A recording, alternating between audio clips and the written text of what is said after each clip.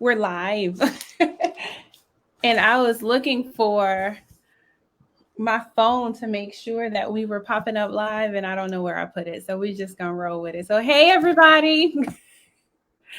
Hello. You guys know what it's like going live with me. And now we have brought one of my favorite people along with my shenanigans. But I promise you, she is just as much fun as I am. So we're going to have a good time. Okay, I did check Facebook and we're good. We're good. So to kick things off, as you all know, and maybe you don't know because I have added a lot of new friends the last couple of weeks. I guess it's always interesting adding new friends on Facebook. But I am Brittany Smith. I'm a book coach and author and an editor. And I am going live today so that you do not have to get my word for why the retreat is a great thing. I am bringing a very special guest to you, one of my favorite people in the world. She attended the retreat in January, and she has graced us with her presence to tell her story. So, Danielle, before we get started, tell us who you are and your gift to the world. Sure. Hey y'all. I am Danielle the coach. I'm a certified life and leadership coach. And in this season, I am helping millennial entrepreneurs that are still juggling a 9 to 5 to create their corporate exit strategy so that they can quit with confidence. I love it. I love it. And if you did not catch Danielle, she is famous. She was on television, like live TV. So make sure you either check out my page or hers so that you could go to their website and catch her replay. All right, so we're going to go ahead and get started. But if you are joining us here, don't be a stranger. Say, hey, girl, hey. And both of us are girls, so we'll say hey back. If you're catching the replay, then say, hey, girl, hey, #replay, and I'll come back and I'll show you some love. And also, you know the drill. Share the wealth. So if you have a friend who is like, I want to write a book, but I don't know. And you think that the retreat might be beneficial to them, don't post it on their page because we don't do spam, but tag them in this video or, send them a message. Don't keep it all to yourself because that's rude. All right. So Danielle, tell us what made you want to write a book before you even, or what made you not write the book before you even signed up or knew anything about the retreats? Procrastination. Knowing that I've always had this I'll call it a love-hate relationship with writing. I can write when I feel like it, when it's about what I want to write about, but it always has felt like a chore. And this is like stemming from like grade school, having to write papers. I don't know what kind of PTSD I have from it, but it's alive and well. So knowing that I feel like I had the call to write a book. But then it's just like, okay, well, what is it going to take to get it done? And I just never prioritized it. So yeah, the procrastination and just the lack of prioritization. I think that's so real because you say it's procrastination and it could be, but the other thing is the PTSD. Like when you spend a lot of time in school and you have to write paper after paper, and then the teachers are grading the papers and you don't want to do the papers because you want to do something else. And now your mind is like, a book? You got to be kidding me. I don't want to do that. That's another paper and it's very long. I'm good. So I'm gonna just keep putting this off. So I'm glad that you finally said yes to your book, but what made you say yes to the book even before you signed up for the retreat? Because you had to say yes to yourself first before you said yes to me. I don't even think it was saying yes. It was more so like a divine assignment that I knew I just had to do at some point. And it was a matter of, okay, so like when, right? I would think about it and semi lean into it, as far as kind of like I have a never ending note in my phone with like thoughts and ideas around like the book that is years old. So when I would have like new downloads relative to the book, I would just go on my notepad. And so that's kind of a 1-2 fake me out, right? Oh, I'm doing a little something, Right. I'm adding to my notes for this book, right? And when I get to it, I won't have to start from scratch. I'll have my notes to pull from. However that works, right? Did that work for you? It helped. I'm hoping it was when I finally said yes. That is hilarious. And it's so real though, because I hope you guys caught this. She had this note in her phone for years. Years. How many years? Probably about 2. Okay, you're doing good. 2 years. Mm-hmm. I mean, there are a lot of people that I talk to who are like, oh, yeah, I've been thinking about this for 5 years, for 10 years. They've just been collecting notes and collecting notes. And so this is proof for you all that it's not too late, that even if you're collecting notes, you're doing something. Now it's time to write. So, what made you say yes to the retreat? I know you said that it was more so asking, okay, when is it time? And the retreat just seemed like it was time. Well, I mean, it was the way you presented it. Like, who wants to write their book in a weekend? So, yes. What is there to discuss? I mean, it's a no-brainer. Like, it's been years and I've done nothing, and I could just be sat down for a weekend and have the book written. Sit me down. Let's go. Okay. And by the way, everybody, she does like to tell people that I held you all hostage for those 3 days. And I own it. I did.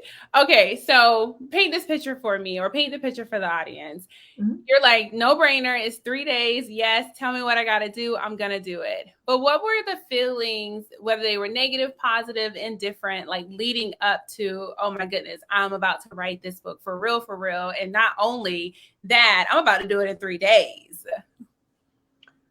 It was a combination of feelings. Like, finally, I think the first feeling was like, finally, like I'm locked in, like it's going to get done. Like, mm-hmm. I've like initiated this process now. So there was like a sense of relief, but then like not far behind that was like the onset of, it's just got real, right? Like, where's my handy dandy note in my phone, right? Now I gotta make all of my thoughts for years now make sense and tell the story, right, in a way that is authentic, but that checks the box that I'm supposed to check, because this is a divine assignment for me.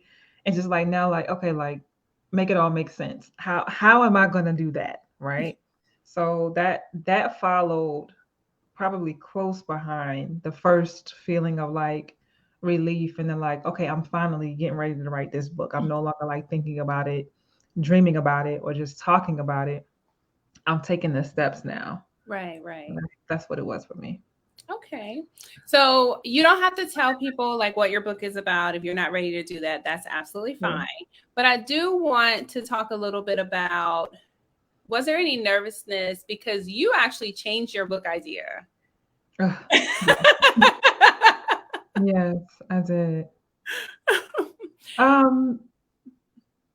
So I would say like, yes, because I want to make sure I'm not writing a book for me. Like, I know all the pieces of the puzzle and the story that goes into it. So I know it's not for me. So naturally, I want to write a book that resonates with who it's for. Right. And so there definitely are nerves about, well, are people going to like it? You know, is it going to make sense? What are people going to think? Right. All of the things that sometimes we say, oh, I don't care about. Yes, I do. I might not later, but at the beginning, I had all of the thoughts and all of the feelings, because I care, and I'm a perfectionist by nature. So right. Not only do I want to do it, I want to do it right, from A to Z. So that's just the type A in me. But yeah, there were nerves for sure. Mm-hmm. And how did you move through that? Because that comes up a lot for people, especially worrying about, is somebody going to like it? Because that's a big deal. We don't want to write a book that people read and they hate it. But some people stop right there and they say, I just can't do this because I don't know if people are going to like it. But you thought it, and then on the other side, you wrote it. Well, I had already signed up for the retreat. So the book was going to get written.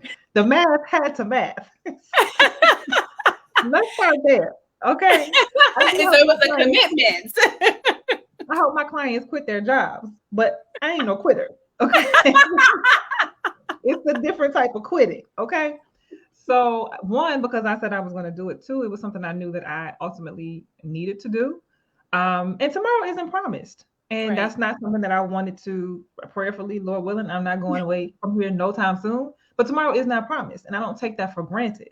And Right. so that would be a regret that I would have had I not done what I was supposed to do within my own power, within my own might, when opportunity presented itself, while I was able, like I would have regret. And I try to live my life in a way that I don't take any what ifs or regrets with me, especially for something that I know deep down in my heart I really wanted to do.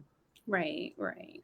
I like how you started it off with, I had already said I was going to do this, I was in, because that commitment is probably within like the top level of 1, 2, 3s of what it takes to get a book done. Because it's easy to say, yes, I'm going to do it. Oh, you can do it in 3 days. Sign me up, sign me up. But it is a real life level of commitment to sit and not go play by the beach and write your book for 3 days. And so when you go into it, knowing that I'm committed to this, you're going to have the doubts. Even when you're writing it, you're still going to have the doubts. But when you commit to it, it's like, I got this, I can do this. So now we're here, we're writing our book. So tell us what that experience over those 3 days was like for you. Oh my gosh. My favorite. More PTSD. No, it was emotional for me just because of where I had to go to get out of my mind and my spirit onto my page or pages, what it is that I'm supposed to convey through this body of work that is my book, right? So it's coming from a place based in my personal experience and also like the wealth of information that I have, my wisdom, all of the things. So it was a process, and there were some things that I realized maybe that I compartmentalized and had not gone back to that place mentally and emotionally. So having to go back there, it took me literally back to some places and some events.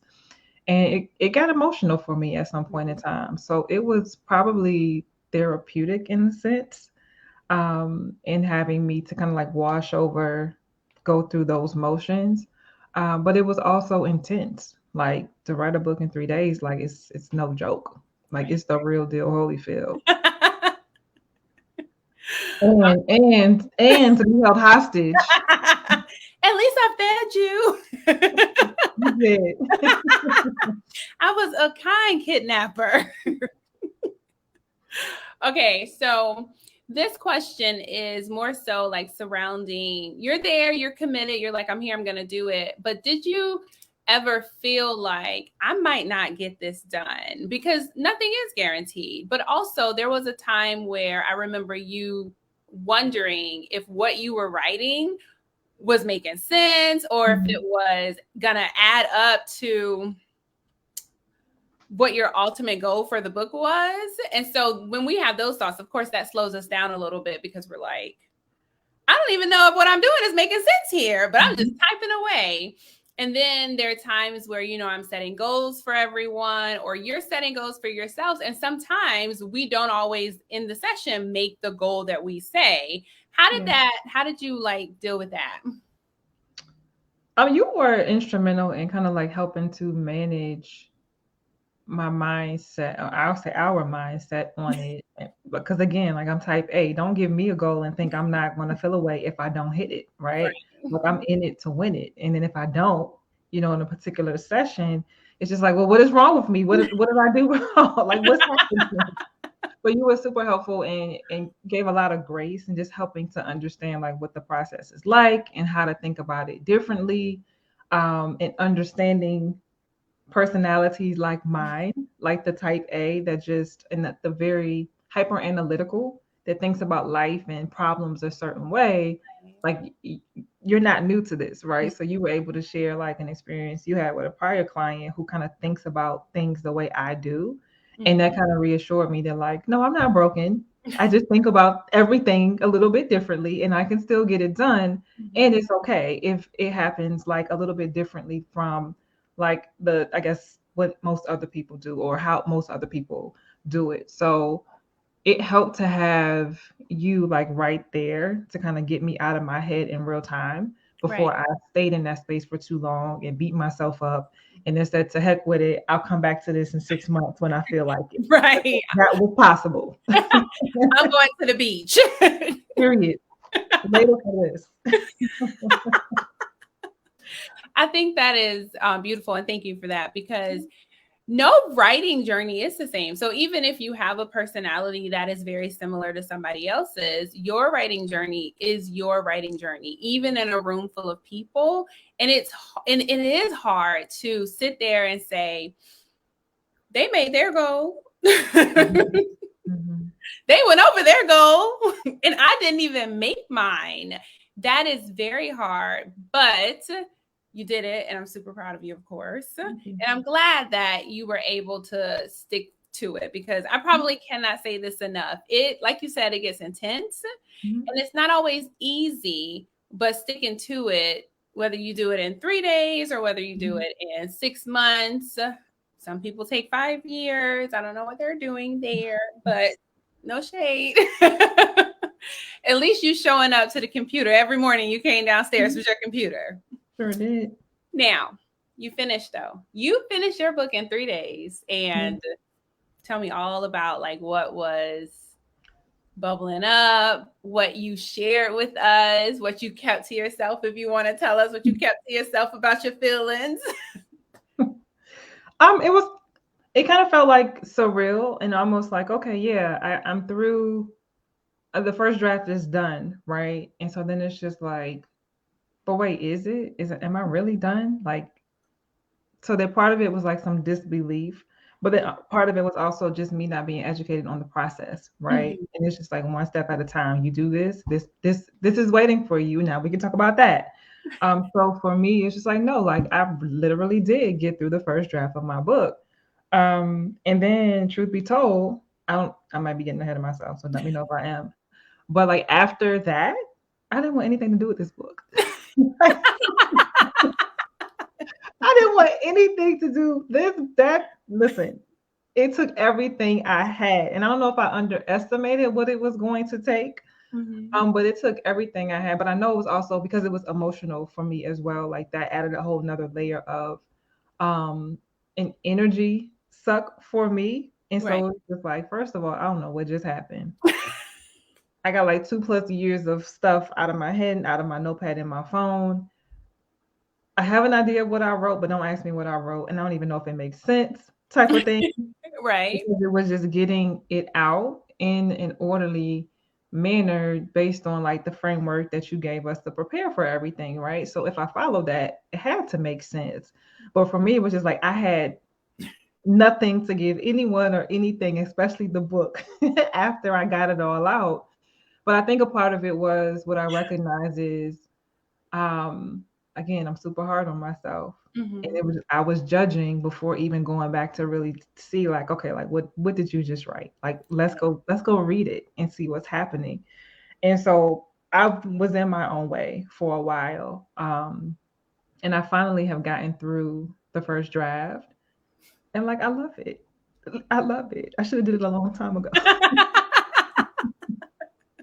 I should have reread it a long time ago. I should say read it in its entirety Mm-hmm. after like that 3-day experience a lot sooner. But that's just been my process for me. And sometimes that's how I am. Like something, I'll give something my all, and I just gotta let it sit and marinate until I'm ready to pick it back up. So, yeah. That actually is really, I don't even know if I had the opportunity to tell you that that was normal what you did. No. Oh, my bad. Okay, let me tell you now. So after you write a book, and most people aren't doing it in 3 days. And so they have like, a longer time for working on it. And even when they do it over the course of a couple months, I always tell them to take a break from the book. Maybe not a 5-week break, but at least a 2-week break, because you kind of got to relax from what you read. And so, yeah, we know writing a book in 3 days is very intense because you're like, I just got to it's like very disciplined. I have to keep writing. Like, I do not have the time available to stop and say, I'm going to just take a break and go do something else. I have to keep writing. And so you kept writing. So, of course, you were worn out. 3 days later, you're like, what in the world just happened? And then you took your break. And where are you in your writing process now? Because you read it and you love it.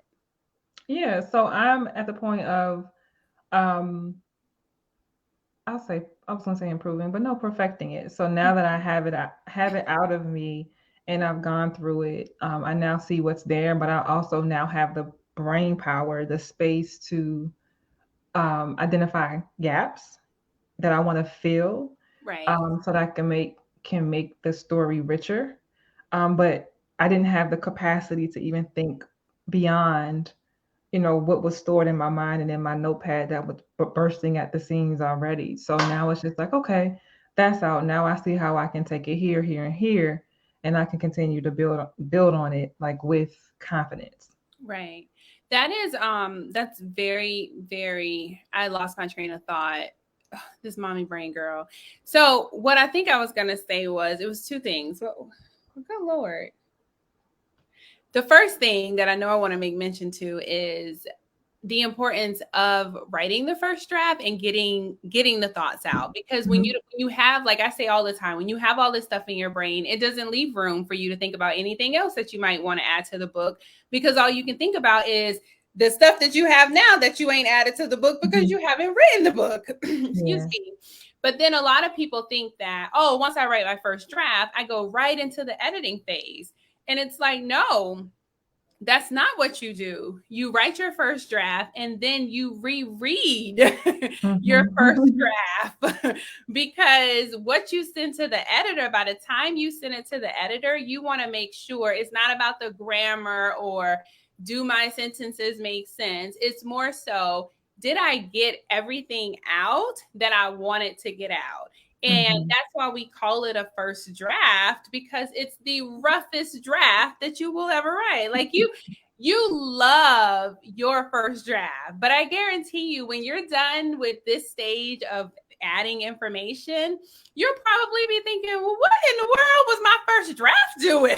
Mhm. Because it always looks like it got hit by a bus, but it's designed to be that way because Mhm. you add to it, then it goes through editing, and eventually, when it is published, it's the perfect book. So I'm really glad that you mentioned that you went through that, because we don't want anybody coming in here thinking they're going from first draft to fold my book and release it, because that's not the step. Okay, so as we wrap up, I just Mhm. want to know, like, what would you tell someone who is either thinking about the retreat or they are on the fence about it? And what would you say to them to kind of get them to the other side of this, and some advice that you may give them? If you've been sitting on a book for some time now and you haven't like legit started the process like in your own might, this is for you. Like sometimes we're not meant to go it alone. There's some things that we can do exceptionally well on our own in our zone of genius, and then others not so much, and that's okay. So if you're ready to stop sitting on your hands like I was and stop dreaming about it and talking about it, um, and also beating yourself up about it because you know it's something that you're supposed to do, but for whatever reason, like there's been resistance, like aligning yourself with the right help can like change your life. It can change the game for you. And I know I was writing a nonfiction book. My book is nonfiction. So, and again, like I said, my book is not for me. It's for somebody else. And so the longer I postpone putting the pedal to the metal, my fingers to the keyboard, and just going through the process to getting this thing done and released, the longer whoever it's for has to wait. Right. So yeah, just do it. Like if you feel it, if you feel any inkling of interest, go for it. go for it. The ambiance, the setting, Brittany's, the way that she kind of coaches us, or will coach you through what you need to do, what you need to know when you need to know it. Like that just adds an element of like comfort because of her style and her delivery. She's not beating you over the head. She talks to me a certain way because we have that relationship, right? But even in that space when I, was under her guidance and she's my coach, she still handled me like everybody else, like just with the utmost care and like understanding, because there were moments when I was questioning my very being in this process, and she helped me through it. And that made all the world of a difference in me being able to like get back in formation, get my head back in the game, go just do it, and like let all of my nonsense and shenanigans go. So I highly, highly, highly recommend it. I mean, like, if you're anything like me, write my book in 3 days. Say that, right? Like, just do it. I appreciate you. I am so happy that you said yes to the people who your book is for. I know that you say that if you don't do it, and it is true. If you don't do it, it's longer that those people have to go without the help that they need. And God forbid, God say, "Oh, you ain't gonna do it. I'm gonna go find somebody else to do the thing that I told you to do." And now you waking up looking, somebody then wrote the book that I've been thinking about. Don't let that be you. So I, of course, am honored to be able to guide you on this journey. But I'm excited to see all the people that are going to love your book. Me too. And I can't wait to read it because, believe it or not, in this version of what I do, I don't have a sneak peek of what's in the book outside of the beginning process until the book is ready to be edited. So I'm excited. I appreciate you. And thank you so much, Danielle, the coach, for coming and talking to us about your experience at the retreat. And you're welcome.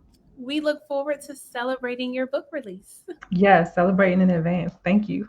All right. Bye, everybody. Oh, wait. You can't leave yet. Because I forgot to tell you all, if you want more details about the retreat and to join us this year, it is virtual. So you get to do it from the comfort of wherever you see fit. Then please send me a message and I would love to give you more information and possibly have you. Because if you're not committed, we take commitment, not excuses. Have an amazing Tuesday and I'll see you all next week. Bye.